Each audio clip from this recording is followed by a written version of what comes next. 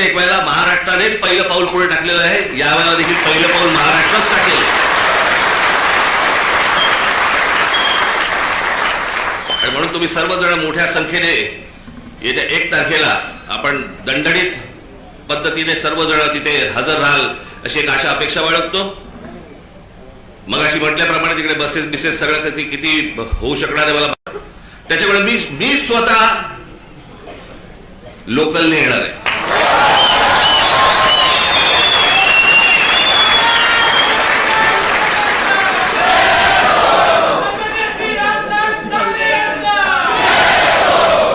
मागे एकदा मी डोंबिवलीवरनं आलो होतो. अहो जातानाच मला, मी खूप वर्ष झाली त्याला, बरेच वर्ष झाली त्याला, 3-3.5 तास लागले हो मला डोंबिवलीला पोहोचायला. गचा गचा गचा गचा गचा चालू आहे आपलं तिकडे त्या खड्ड्यामधनं. ट्रॅफिक जॅम, तो सगळा तो तुमचा शिळफाटा. तिथे पोहोचलो की तो शिळफाटा फाट्यावरच मारतो.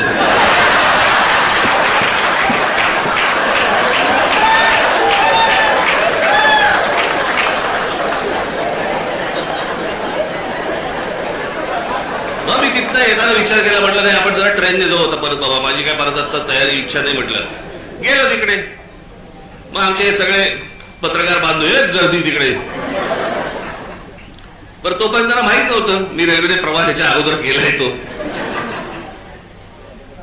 मी जवळपास 2 वर्ष मी जेजे स्कूल ऑफ आर्टला जाताना मी हार्बरने जायचो. त्याच्यामुळे डबे कुठचे येतात वगैरे मला नीट माहिती होतं. मी उभा होतो, गाडी हळू झाली मी बघितलं लेडीज डबा, महिलांचा डबा होता. हे सगळेजण थांबात होते, सगळे कॅमेरा बिमेरे पत्रकार सगळे. मी आपलं जाताना फक्त एवढंच केलं, हे सगळेजण त्या महिलांच्या डब्यात शिकले, मी मागच्या डब्यात शिकलो.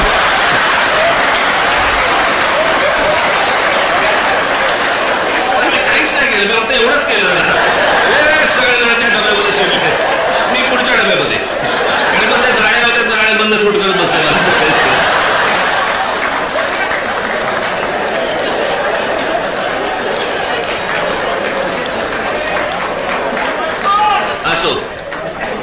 तर मला काय सांगायचंय, माझ्या पत्रकार बांधवांना समजलं असेल.